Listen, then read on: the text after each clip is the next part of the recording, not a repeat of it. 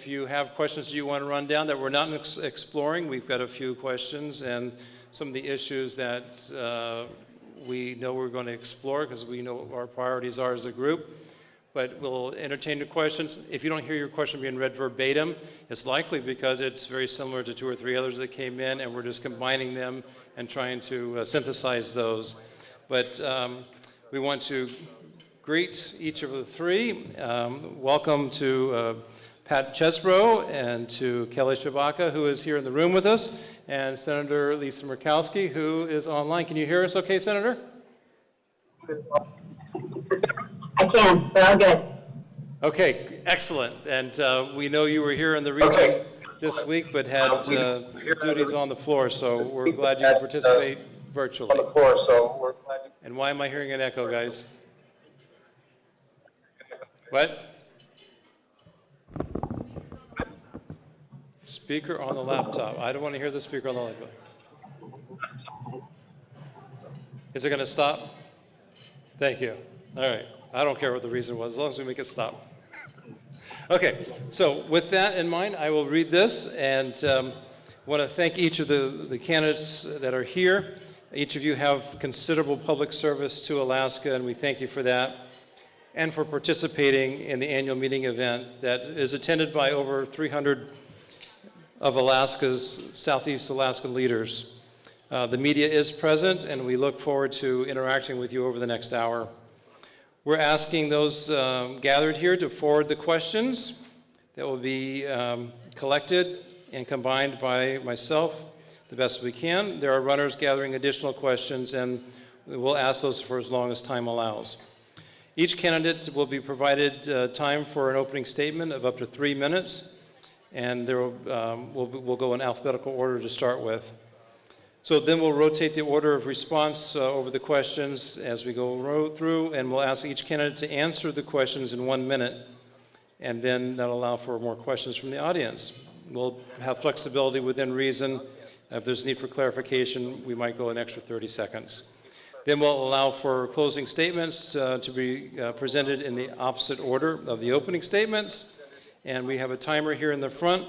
We're going to ask the corridor there to be clear because she will be turning around as such. No, so the senator can see you. Demonstrate, please. There. Senator, can you see that? There. Senator, can you see that? It's really tiny, but I'll pay attention.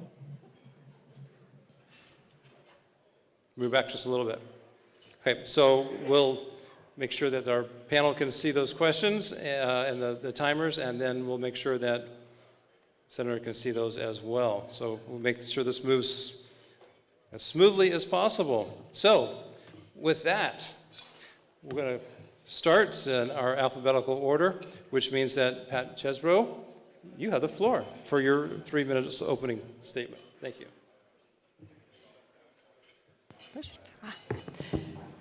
Good day. I'm hoping that you've enjoyed your lunch. I'm kind of watching and thinking, I don't have my lunch yet, but I'll get it after we're done here. So I'm Pat Chesbro, and I moved to Alaska in 1974 for 1 year.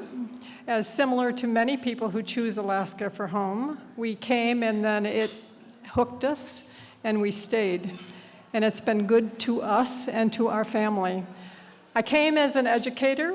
I was an educator starting in 1974 in Palmer, Alaska. I was a teacher there. I became principal of Palmer High School, and I was superintendent of the Mat-Su School District. Now, that was my second retirement. I retired from being a principal, then I went on to be superintendent. I retired from there, and I went to work at the University of Alaska Anchorage and worked there for 10 years. So then I retired from there, and that was my third retirement.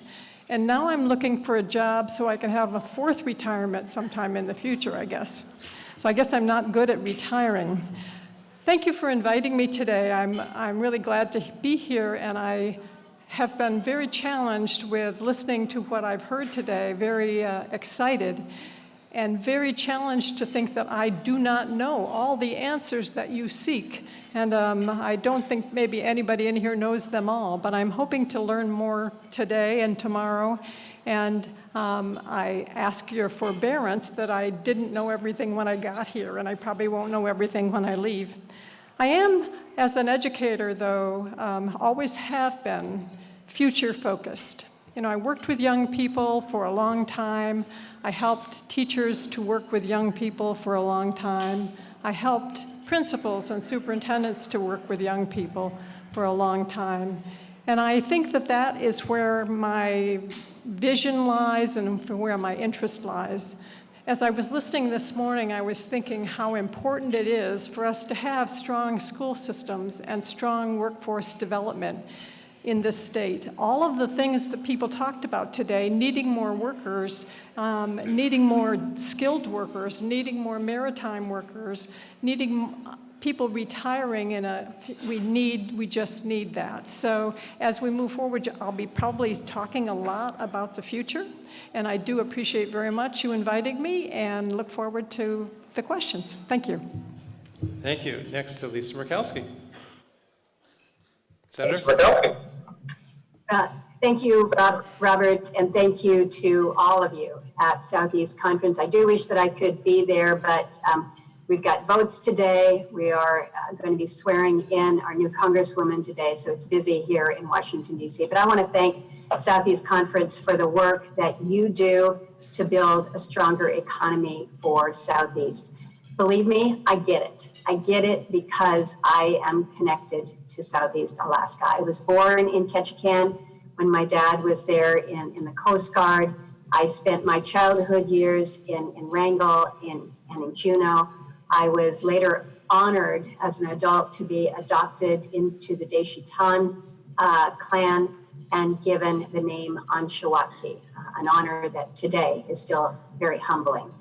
But I am in Southeastern as often as I can. I was just there this past week. I was there in Wrangell on Sunday, and it was a beautiful sunny day. But I've had an opportunity to be in your communities, in your schools, in your stores, in your homes.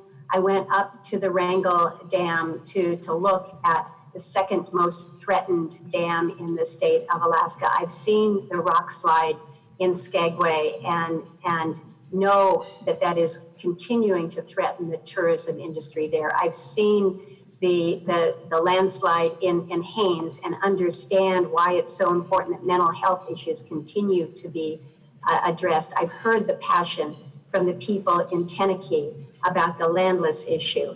I've ridden the ferry just last week between Juneau and Haines and Skagway back to Juneau again. I've talked to the crew about what it means to have a reliable schedule. I've talked to the passengers about what dynamic pricing is all about. I get the ferry. I love the Alaska Marine Highway System.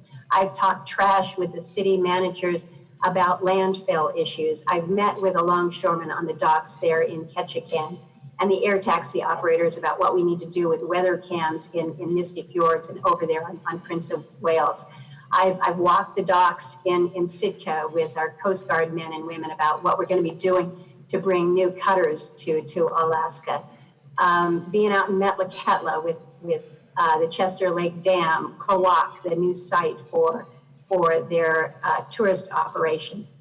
I know Southeast, I know the challenges, but in fairness, I've never been more excited about the opportunities that we have.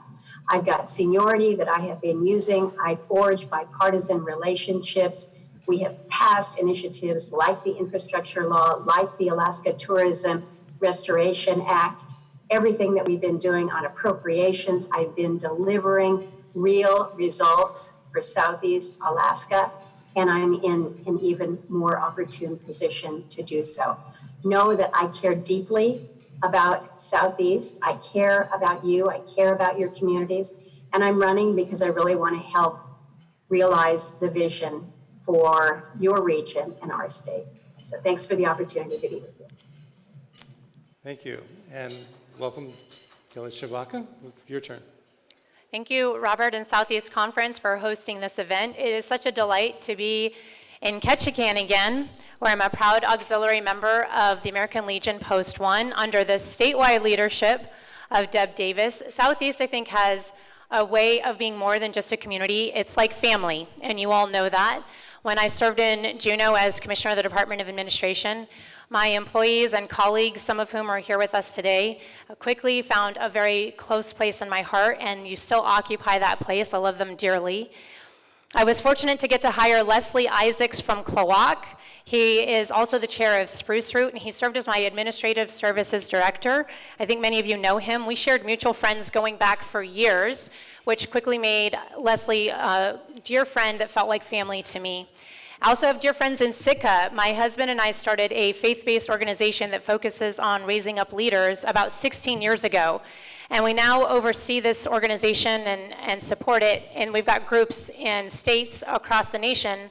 And one of those groups happens to be in Sitka. And so those are dear friends of ours that we share. From bear watching in Hoona to eating homemade fresh-caught seafood in Wrangell, the hospitality that I've experienced in Southeast is just unparalleled. But you all know that because you live here all the time. My parents once were homeless in Alaska. That wasn't their plan. They moved up from California, but life didn't go according to plan. And they lived in a tent on the east side of Anchorage until my mom was able to get a resource job up at Prudhoe Bay. And that changed our family story. They fought their way into the working class and gave me a great childhood. I was born out in Wasilla and raised in Wasilla and Anchorage and got to be the first in our family to pursue a college degree. I started at UAA. I worked for Senator Ted Stevens. He encouraged me to go to law school, a little bit of a rough experience, but the best part was meeting my husband, Nikki Tshibaka. That's where I get that last name. And we are the proud parents of 5 amazing kids. I've spent my career fighting to make government work for the people. For about 16 years, I've conducted oversight and accountability for agencies like the Department of Energy, the Coast Guard, the CIA, and the Department of Defense. This is something that makes me different from every other senator currently working in the Senate. This race is about the future of Alaska. We aren't even halfway through Joe Biden's administration, and we don't need a senator who helps Biden by confirming his radical nominees who've declared war on our resource industries and killed our jobs. We need someone who's going to do what's best for Alaska, protect our jobs, and stop those trying to shut down our resource industries and stand with our families and workers. I don't think we should have someone who pushes through Biden's red flag laws. I think we should have someone who's going to protect our Second Amendment rights. I got in this race because I owe everything to Alaska and all those people who gave us opportunities, and I want to fight for the people who fought for me. Thanks for having me today. Thank you. Now we'll go through the questions, and we're going still alphabetical, but we'll start with the second and go to the third and then one, so we'll be rotating in that direction, which is kind of a softball question because number one, Southeast Conference was formed in 1958, primarily around the ferry system.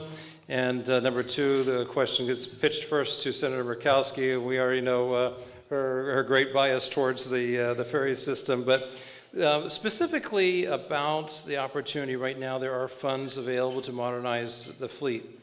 But there's kind of a twofold issue. One is, can those funds continue? And two, the federal agencies that convey those funds don't always follow the intent, and sometimes some strange things happen on the way from Congress to Ketchikan. So the question, starting with Senator Murkowski, is, would you continue to advocate for federal funding for marine transportation and help focus the federal agencies to deliver the program funding as intended, and how would you do that? Senator?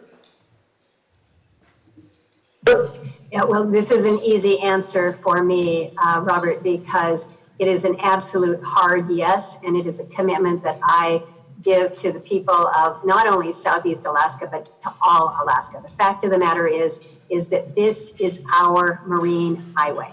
And when you're a state that is not connected by hard surface transportation, we move around on the water. And our reality is that we have to have a system that works and is serviceable. So you mentioned unprecedented funds. They are there because I single-handedly put them in, whether it was the $1 billion for the rural ferry service, what we did to permanently expand the authorized use of ferry boat terminal and construction funding so that now we have operation and maintenance money, the special funding for the electric and low emitting ferries. Alaska will get at least one of those. So we wrote this program specific for Alaska. To your point, though, we have agencies now that are interpreting differently than as the law was written. So I'm going to work to continue to push on this so that it is implemented as intended. We've got some work to do. We know that the NOFA has kind of confounded things, but we're not going to lose out on this critical funding for this important infrastructure. Thank you. Kelly Tshibaka? I will fight for the Alaska Marine Highway System as essential infrastructure. When I was commissioner, we had a California negotiator tell me we'd have to shut down the AMHS in the winter so they could use those wage increases as a baseline for wages in other states. But our workers wouldn't actually get paid more because they wouldn't work during the winter, and we'd have to strand our coastal communities. That was completely unacceptable to me, so we went to a strike. I'm sure you guys remember that. We won. I would not sacrifice our coastal Alaskans on the altar of politics. I didn't do it then, and I'm not going to do it now. It's clear that DOT's Maritime Administration has had years of inadequate funding for the AMHS, despite our senior position on the Appropriations Committee. The infrastructure bill included 2 big loopholes for AMHS funding. The Biden administration gets to establish requirement hurdles for the money, which Senator Sullivan is now attacking, and the Biden administration can create waivers that allow other ferry systems across the U.S. to get the AMHS money. You haven't been told that before. As Senator, I'm going to prioritize educating the people in D.C. about how AMHS is essential, it's a necessity, and I will fight for full funding with no D.C. gimmicks attached, period. Thank you. Pat? I heard earlier that the people in the rail belt do not support the ferry system. Well, this is one who does. I think it's essential. I've never understood why it is not funded in the same way our roads are funded. I think that is really important. I would say thank you, though, to Senator Murkowski for her part in the infrastructure bill. You know, remember, we've been trying to get an infrastructure bill now. This is the 3rd president who's promised one, and we have one. So I think that that's really good. I don't know the loopholes, I don't know the pieces, but I know that working together and having that vision that we talked about earlier and partnering with the state is going to make a successful ferry system, and we need to fix it. And I'm for that, so thank you. Thank you. So the next question, which has come from the floor, revolves around fish politics, which the statement is that's the best politics. I don't know, maybe, the jury's out on that, but the role of science informing policy, it seems especially with international fisheries, the management issues there really leave Alaskans feeling like the short end of the harvest. What would you do to ensure Alaskan fisheries have its fair share? And the question will start with Kelly Tshibaka. Well, I think that we're all concerned about the reduction in Chinook and chum salmon. I strongly support increasing our Coast Guard aircraft, drones, cutters, and resources in Alaska to enforce our EEZ. I also think we need to invest in enforcement to protect our multi-billion-dollar annualized seafood industry. This is a valuable and sacred resource that we've got to make available to all Alaskans. We must prioritize subsistence first. Let's couple that with funding for research on stuff that hasn't yet been conducted. Our long-term research and evaluation is necessary. I also support exploring and creating a new fisheries management council to manage our Alaska waters or the Bering Sea. We have 8 federal fisheries management councils for all the U.S. Our EEZ is the most expansive of all of them, and a new fisheries management council for Alaska waters would definitely improve the odds that Alaska is consistently getting its fair share of the fisheries harvest. Thank you. Pat? I keep forgetting this. So I think obviously we want to have our fair share of fish. I don't know exactly I don't know what the fair share is because I don't know what the big share is. I know there's a lot of talk about trawlers and bycatch and those kinds of things. And my person suggested to me that maybe we look at if they get a salmon in their bycatch, then they have to report that as a salmon, and then they sell it and they use it, and that's how that goes. We can also strengthen our observer programs by having 2 observers maybe so that they don't have to stay up 24 hours a day to check on the fish and check on the bycatch. But you remember one of the things that you say that in this wonderful document, it says people are really concerned about climate change. And that is something that we have to, that's a long-term plan we have to have, is how are we going to address that part of the problem with our fisheries? Because that is going to stay with us. So we can do the mechanical things like put more people on ships, but we also need to look to climate change. Thanks for mentioning that, because that answers one of the other questions that came as well. And we've got a lot, so we're going to try to cover as much ground as possible. Turning to natural resources. I'm sorry, did I skip you? You skipped Lisa Murkowski. I did. I'm sorry, Senator. I'm trying to keep track here. Did you get the question, and it is your time to answer that? My apologies. I did, thank you. And I do want to speak to the significance of the fisheries and how Alaska has really been cut out when it comes to the Chinook allocation.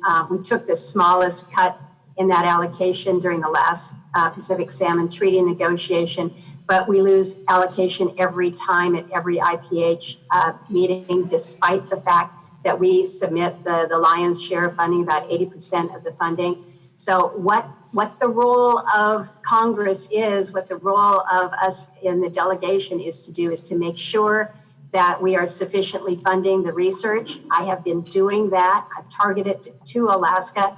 I'm making sure that we are getting the benefit from NOAA survey and research requirements. We need to make sure that every year, whether it is with the Pacific Salmon Treaty, we have funded that to the level that has been requested, but also recognizing that it's not just about the funding, it's making sure that we send our best and brightest negotiators to the table, because it's too important to be cut out. Thank you. The next question, then we'll begin with back at the top with Pat Chesbro, and this has an educational tap to it. So what are your plans, what are your thoughts on technical education programs to include natural resource development, the trades, et cetera? And I'll just expand that a little bit. We heard this morning in the resource panel about there being potentially $1 billion of natural resources and minerals that are in just Southeast Alaska, let alone the rest of the state. So maybe twin that into your thoughts of how do we really reach and prepare students as we train the next workforce. So I think, as a high school principal, I know that trying to have systems within the high school itself to do these technical training things doesn't really make much sense. First of all, schools don't have that kind of money to have the technical support that's necessary, nor the expertise, frankly. So we need to think about a system where maybe it's when you're a senior, you go to a technical school and it's helped by the state. Maybe you go to different kinds of things like that. I really think it's vital that we develop our workforce. One of the things we're seeing in Alaska is a huge problem with teen suicide, young people suicide. Let's give them hope. Let's give them skills where they can make a good living. And this all is connected. But again, you can't depend on the high schools to do that. You need to develop internship programs, apprenticeship programs, those kinds of things. So. Thank you. Senator Murkowski. Well, workforce is something that we're all talking about in all of our communities around the state, and certainly in Southeast. When you think about the training opportunities that we have, you've got the VOTEC Center down in Cloac. I was there just a couple of weeks ago. That is something that we had helped facilitate as part of the state's cost share agreement with the Forest Service when we were talking about the young growth strategy there. You've got there at the University of Alaska Southeast, the focus on teachers. We have the maritime simulator there in Ketchikan. You mentioned, or Pat mentioned, the union apprenticeship programs, Job Corps. But I was actually looking through the the Southeast Alaska Sustainable Strategy Investments projects that just came out a couple weeks ago now, actually just a week ago. There's so many different programs within that initiative that are really focused on building out the workforce, and particularly young Alaskans. So I think that that's encouraging. Thank you. Kelly Tshibaka. So I support the federal government giving loans and grants to vocational technical education like they do for colleges. I also think we should have the Department of Education federal look at giving block grants to the state, that we would have more freedom in what we can do with our education money, like support competency-based education where the dollar follows the child rather than the system. In this way, we could give our high school kids, for example, credit for going commercial fishing over the summer, or doing things like shadowing in mining programs or other vocational technical education programs. They could get high school credit for that, and then we would start to do apprenticeships that would actually train them for Alaska industry jobs. Then we would be able to keep Alaska youth in Alaska rather than shipping them out to colleges in the lower 48 and watching them grow up on social media. Thank you. Next question will begin with Senator Murkowski, and sticking with the natural resource theme of such hydro projects power Southeast Alaska, yet the federal government really does not recognize hydro as a renewable resource. What should be done, what can be done, and how would you characterize your support for hydro development? Well, we recognize that particularly in Southeast, it's hydro that powers this whole region. 50% of the energy that comes to us from Southeast is from clean and renewable. Hey, it comes from the rain. We have worked on the renewable definition, and in fact have worked to advance hydro so that it is eligible for some of the federal supports. I think we recognize that it is the resource that is not only most available, but it is the best way to be powering our small communities. So what we need to do to put in place those supports that will allow for our smaller projects to move forward, whether again it's the Chester Creek Dam in Metlakatla, or what we're trying to facilitate to build out our opportunities within the Ketchikan region. Thank you. Kelly Tshibaka. I think Southeast is doing a remarkable job of leading in hydropower and renewable energy, and federal energy policy should never pick favorites. It should treat all energy policy equally and remove politics and special interests from the discussion. So we are at the tip of the spear for developing renewable and clean energy, and the way that we help out with hydropower in the Southeast is by making sure we support it with creating favorable regulatory environment, reducing taxes, getting government out of industry's way. I think in this way we can inspire and create innovation, maybe even start to become a place that can be like net exporters in especially the ideas. I've heard even in the reception yesterday, people going around and sharing ideas in other parts of the country about what's happening here in Southeast. And in that way, I think Alaska will become a leader for the nation. Thank you. Pat Chesbro. I certainly agree that Alaska can be a leader for the nation. We have a variety of renewable sources, including hydro, and we have many small areas that are never going to be the ones that are going to receive a gas line or natural gas, because they're remote. So we need to develop renewables by the site, by what's available there, and do that. And this way we would provide many, many renewable energy jobs. I mean, it was estimated that we could get up to 10,000 jobs in renewable energy, but again, we need the workforce development, we need the engineers to help to develop those things, we need to be able to look at those small communities, so no longer are they flying in plane loads of diesel so they can be warm in the winter. Thank you. The next question from the floor revolves around housing and access to land. Trying to see if there's an avenue with current infrastructure funding to bend that. But I'll just say that when we surveyed over 400 business leaders this spring, they identified both housing and childcare as critical issues to their businesses' economic recovery now that we're emerging from the pandemic. How can the federal government assist on these topics? And Kelly Tshibaka, we begin with you. As Senator, this is one of my top priorities, affordable housing. We need help establishing neighborhood infrastructure, new roads and utilities. The Biden administration has decided we will get no new roads from the infrastructure bill. That's what happens when we make deals with the Biden administration. We help them, they don't help us. We need access to land. We've got to get back millions of acres from the federal government that we were promised as statehood. BLM has kept millions of acres locked up under public land orders that were promised to us right after ANILCA. They haven't been held accountable in the Appropriations Committee or in the Energy Committee, and I would prioritize that. We need to give tax credits to owners of vacation rentals that have turned them into long-term. If they turn them into long-term rentals, we'll give them tax credits so we can get more houses on the market. And I think that we can reduce regulations that have been increasingly put onto new home construction. This may need a comprehensive review of current regulations. That happens to me by background, holding them accountable. And I think that we can get the NAHASDA funds that have been over at HUD have been held flat. They haven't kept up with inflation. Even though we have a senior position on appropriations, we need to fix the gross inequity in funds available to Alaskans. Those are things I'd prioritize. Thank you. Pat Chesbro? So this is kind of a two-pronged question because you talk about childcare and housing, and I'm going to talk about childcare. The cost of childcare has gone up. Between 1972 and 2007, the price of childcare went up 2,000%. And more people are working. We need to, and more people have flexible kinds of jobs. We need to invest in childcare.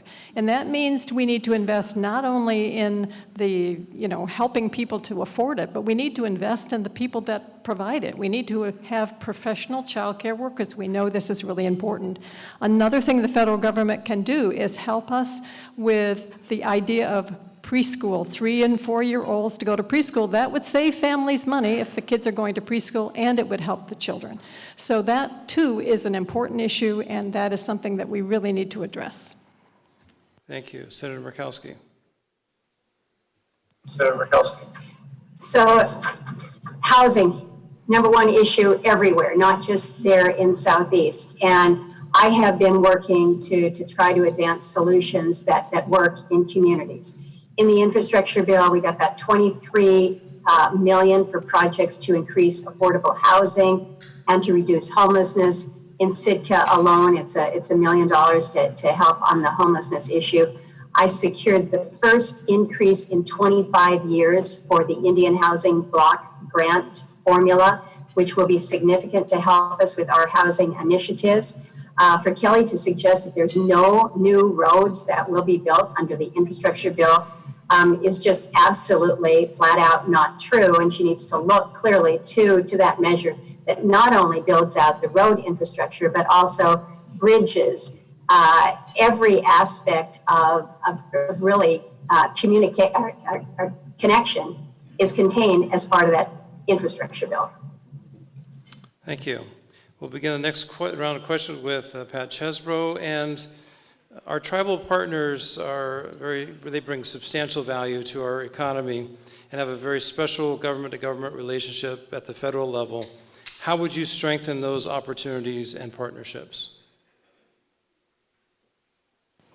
Well, I think, partnerships always come from knowing your partner and talking with your partner and listening to your partner. You're not a successful teacher or a successful leader without listening to the people who certainly you want to listen to the ones to agree with you because that kind of feels good, but you need to listen to the people that don't agree with you and find out what they're thinking about and try to work with them. And so that's what I would do, and I think that's the important way to move forward. Thank you. Senator Murkowski. Well, we have a very unique model in Alaska with our tribal governments, our ANCs, our tribal nonprofits, and how they all collectively contribute to the economic and social well-being of our entire state. And so making sure that all are involved, the partnerships that come about between our tribes, our ANCs, our cities, and the state really are critical.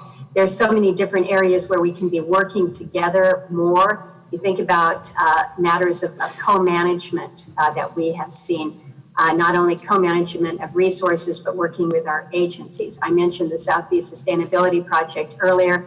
You see different partnerships between tribes and agencies to do everything from monitoring resources in Cake and Sitka to the wildland fire crew, partnering with the Forest Service, habitat restoration. It's these types of things that really build on the governance strengths that we have within our state. Thank you. Kelly Tshibaka. I believe it's possible to forge a stronger partnership for economic sustainability between tribes and the federal government now that Alaska has officially acknowledged tribal recognition. For a decade, though, Alaska hasn't gotten earmarks where our senator has brought home money for projects like Ted Stevens did. Instead, funds are given to the executive branch, and we have to apply and compete for them. It does little good to get funds appropriated over to the executive branch if they never get to actual Alaskans. That's what I've heard from people across the state.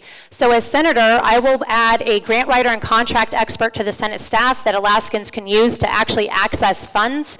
I also think we should have tax incentives for people who invest in village corporations and tribal entrepreneurial efforts. As senator, I will also practice consultation with the various Alaska Tribal Consortium myself. I won't send staff, and I'll also ensure federal agency consultations are occurring as required. And DOT said no new roads. Doesn't matter if you put it in the bill if the Biden administration doesn't implement it. Thank you. You're welcome. Pat? No, we started with you. Okay. Thank you. And the next question is right along with the first question, which seems to resonate with our membership. We have very strong and valued partners with our tribes. And the question that came in from the floor is, what would you do about the state's over-selection of land that keeps land claims promises? Might mention land lists, I know that's another one. And then how could you make sure that subsistence priority in ANILCA is honored? So take which one of those parts of the questions that you would like. And I believe, Senator Murkowski, we start with you.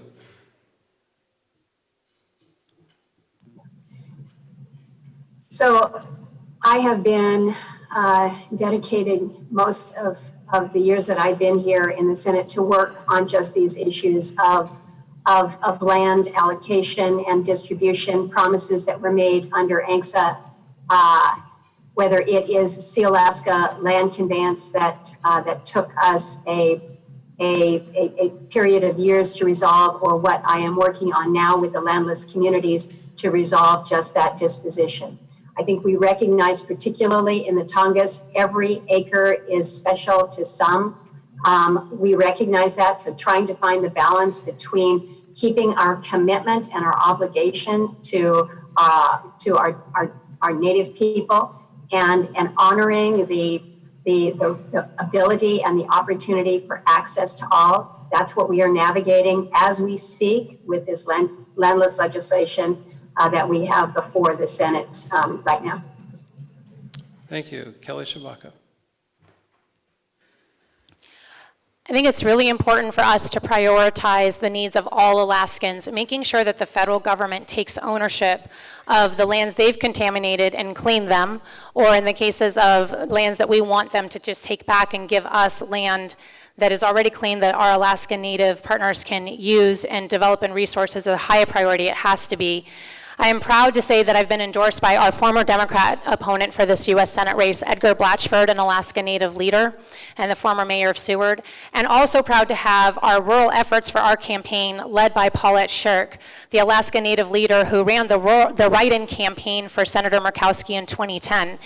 Neither of these people are Republicans, but both of them recognize that I'm committed to doing what it takes to help Alaska Natives throughout our state to better their quality of life. And part of it is about the landless Natives and these contaminated lands.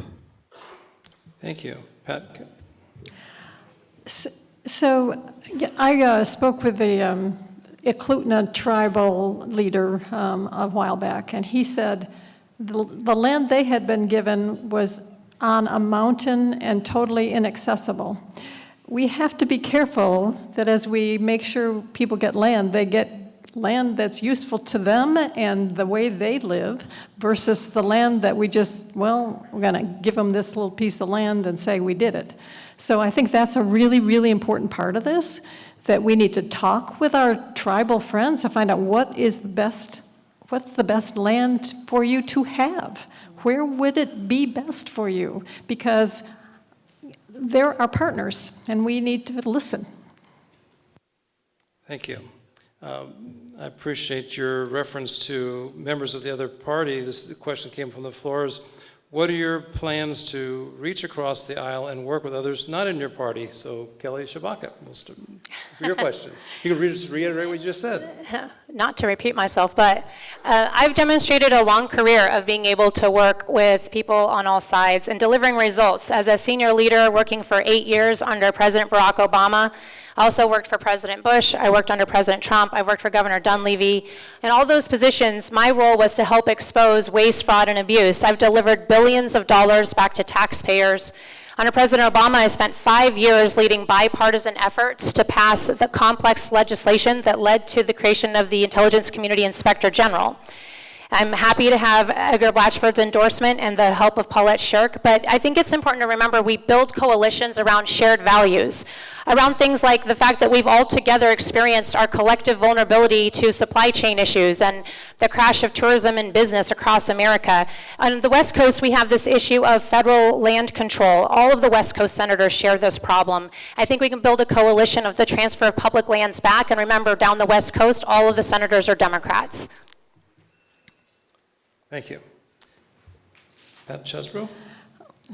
You know, I don't know that people wear D's and R's on their, tattooed to their brains. I think you start talking to people and you talk about what's important to people and you talk about your differences and you work out those differences. Remember, I was a teacher and I was a principal, and worse, I was a superintendent. And trying to get that group of people together to, even though we had the same kind of goal, you can work together to get to the things that you're trying to get. And you just might have different ways of getting there, but some ways are better than others. And let's not just say, because you're a Democrat, you don't really have any good ideas, or because you're a Republican, you don't have any good ideas. Let's mine people's minds and let's get along and let's get some things done. Thank you. Senator Murkowski. Well, it's really easy to talk about bipartisanship. It's another thing to do it. And that's exactly what I have done throughout my tenure. When you think about what we were able to secure with the temporary waiver of the PVSA to allow the cruise ships to come back into the Southeast so that we could have some semblance of an economy at the end of 2021.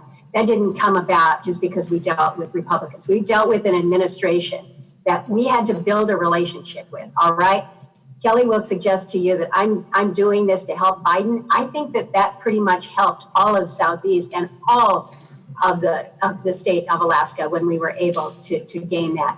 For those people that can't find the projects that are helping them from the infrastructure bill, go to the Prince of Wales Islands and talk to the folks in Craig and Hyder about the $29 million in fiber broadband that is coming to them. Go to Petersburg and ask them about the harbor improvements that's coming from the infrastructure bill. Go to Ketchikan, well, you are in Ketchikan, and talk about the Coast Guard industrial facility for engine repair that they're receiving. Go to Sitka and look at what is coming their way with the Marine Service Center there. In Hoonah, go to Hoonah. Go look at the bridge to replace the culvert there for the fish passage. This is about delivering for Alaska in a way that requires that you work with other people in the administration who are not part of your political party, other people across the other aisle. That's what it's all about. So stop talking that it's so easy because everybody's going to be bipartisan. Look at how many people are actually making the results happen because they're delivering with bipartisan solutions. Thank you. Next question will begin with Pat Chesbro. What will you do to support veterans' benefits and our veterans? Well, veterans are pretty important, and I think we need to not only support our serving people, but people who have served. And we know through many of the drastic kinds of conflicts we've had in recent years, people have left those conflicts. They may be alive, but they may bring with them all kinds of long-term issues, medical issues, and so on. We really need to support veterans, and in Alaska, at least we have now that they can get help in other remote areas and not just have to come to Anchorage or Fairbanks, but that's a really big issue. Medical care for veterans is really important, and we need to encourage our veterans, and frankly, I think we also need to encourage our young people to join our military services. It's a great way to get training. It's a great way to live. It's a great kind of career for many people. So I think we need to not just honor the veterans we have, but make more. Thank you. Senator Murkowski. We do need to honor our veterans every day. We need to recognize that the sacrifices that they have made, there are obligations that we have on the back end as well. I have made an effort to ensure that we are improving the VBA, the Veterans Benefits Administration. It was one of the nation's worst, but we have been working over the years to improve that, and it's now one of the top 5. That's something that I'm really very, very proud of. We've been working on our native land allotments for our Alaska Native Vietnam vets. We do need to make sure that the federal government stops fighting us on our ability to select lands within the regions that our veterans are, but making sure that whether it's veterans health care, by passing things like the PACT Act that I just was proudly able to support just a couple months ago, that will ensure that those who have been exposed to toxic substance when they have served us overseas, that they are able to get their fair compensation. It's everything from health benefits to making sure that incentive pay is available for them, housing, childcare, morale. This is not only important for our military, but for our veterans as well. Thank you. Kelly Tshibaka. I want to make sure we get our veterans benefits in record time. I think heroes at war should be treated as heroes at home. I believe we should explore allowing public-private partnerships in Alaska so that our veterans have a choice in who they get to see, and that private practice can have basically veteran coding available for veteran treatment, for VA treatment. I'll have a VSO on staff to be able to help resolve some of our veteran claims that aren't getting resolved through the system. I also would like to see us be able to restore benefits and honor to all of those military now veterans who were discharged during the Biden administration for choosing not to get the COVID shot. I think that would be very honoring to those veterans. Those are some of the actions I'd like to take as senator. Thank you. Question about mariculture, which is near and dear to our hearts. It has enormous potential for coastal Alaska, and substantial funding is being invested into the industry. There are challenges with research and development, testing, permitting, marketing that could use federal support, although we got a great start. But how do you see the federal government being able to assist in this emerging industry? And we will begin with Senator Murkowski.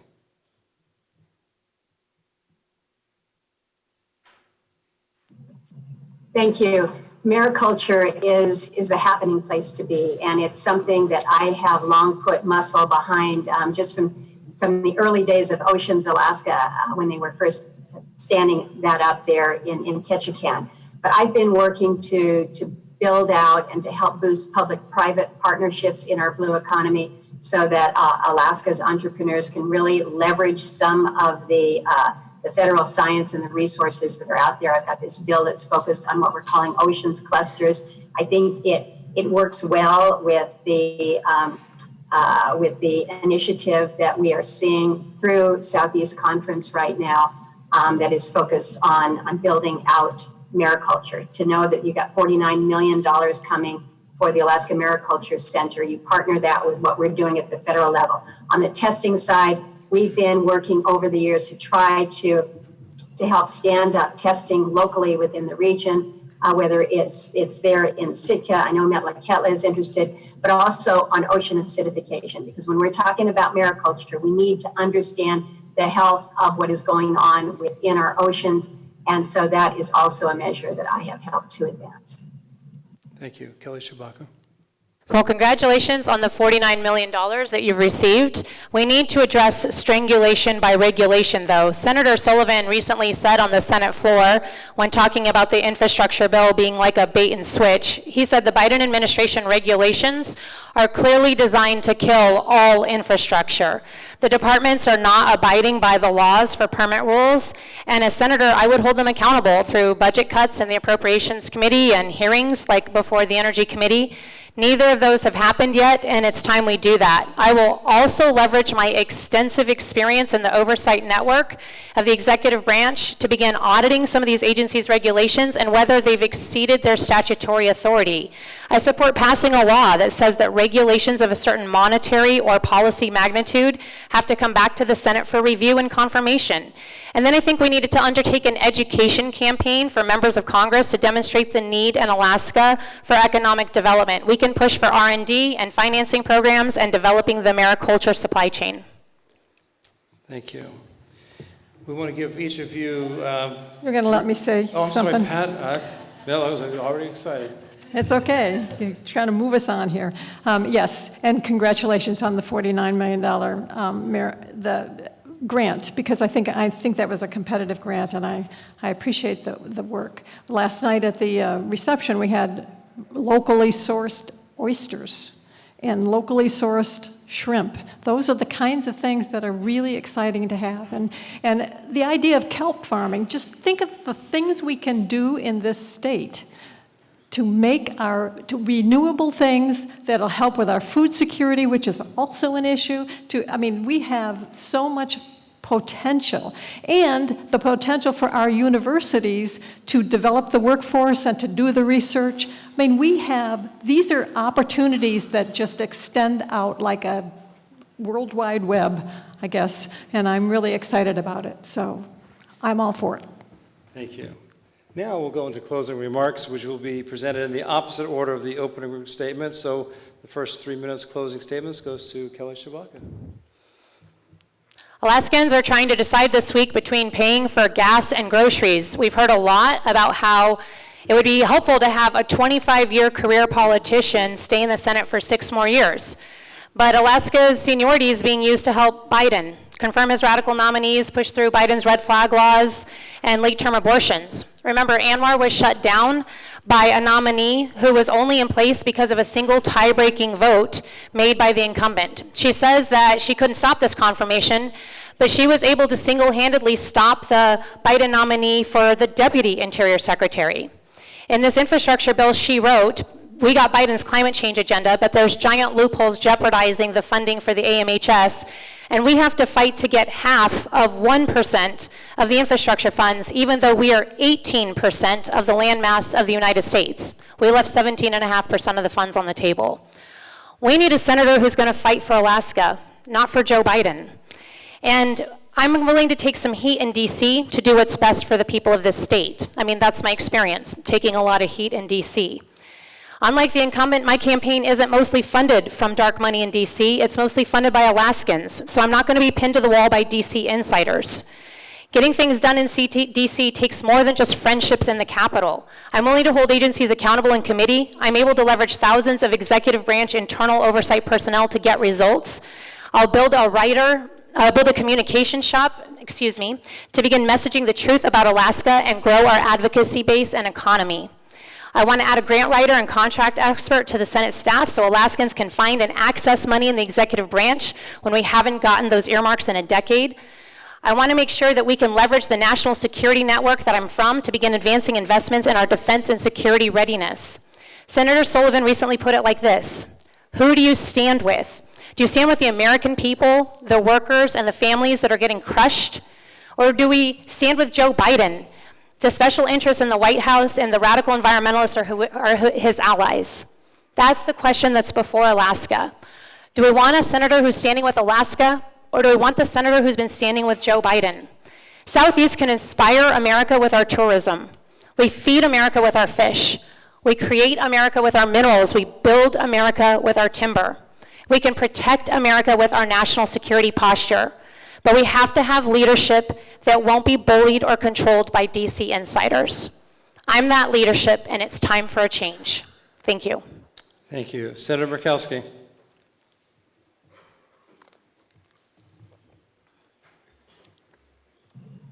Am I on now?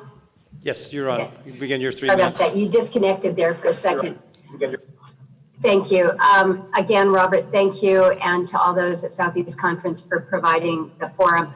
I hope that you've heard today that for me, Southeast Alaska is not just a campaign stop. This is my home. This is where my heart place is. I know that for some in Southeast, you feel that your region is kind of an afterthought in some areas of the state. There's so many Alaskans that are never going to see this exceptional place. They feel like you're the appendage out there, and so often Southeast Alaskaners feel that you just got to fight for every scrap that you have for things like a marine highway system when everyone else in the rest of the state has access by road, and you're fighting for scraps for that highway system. Know that you are not an afterthought for me. I will fight for you. I can't forget Southeast because it's part of who I am. I understand the dynamics of our Southeast economy, and I will fight for you every single day. You know, when my opponent suggests that somehow or other she's going to advocate for a marine highway system when it was the administration that she was part of that misprioritized funds that resulted in cuts to our ferry system that we are still reeling under. And it was her negotiations that led ferry workers to go into strikes for 40 years. Well, what I then turned around to do was to provide for that funding, real funding, unprecedented funding for our marine highway system.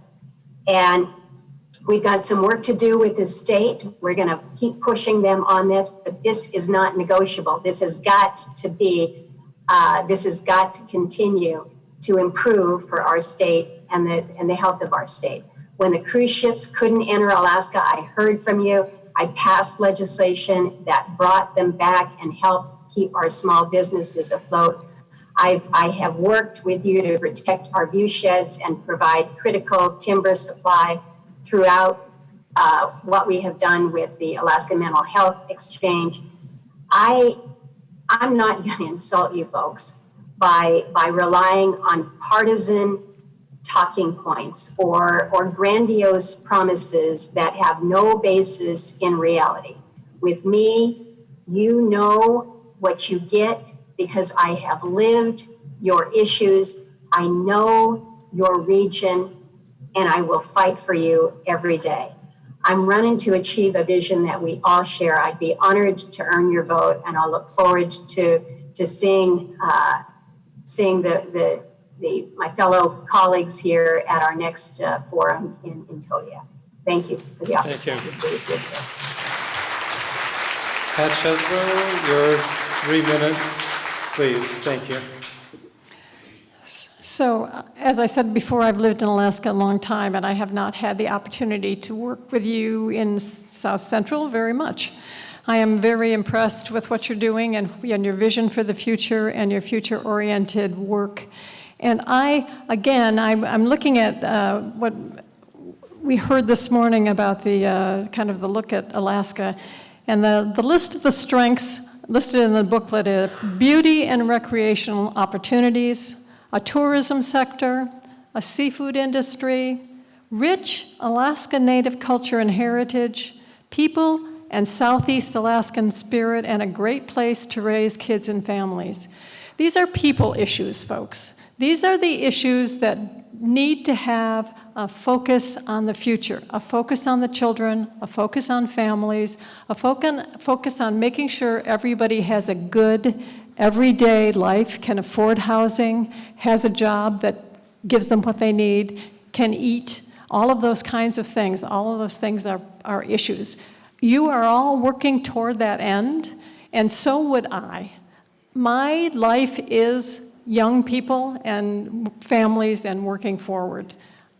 I learned recently that the second largest, and we can debate whether this is true or not, the second largest employer in the state is really nonprofits. Nonprofits take up the second place. Those are the organizations that help people.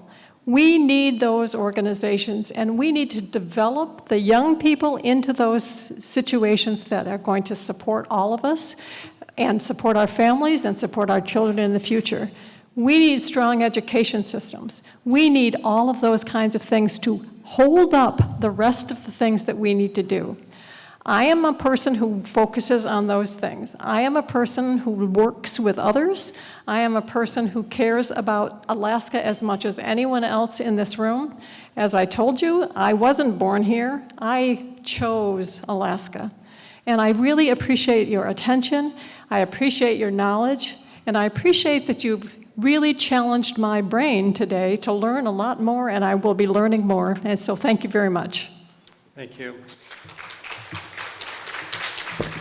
So, while only one of you will be seated, you all bring such value to the conversation, and we so appreciate that you valued Southeast Alaska enough to be here today and join us in this forum, and we just appreciate that.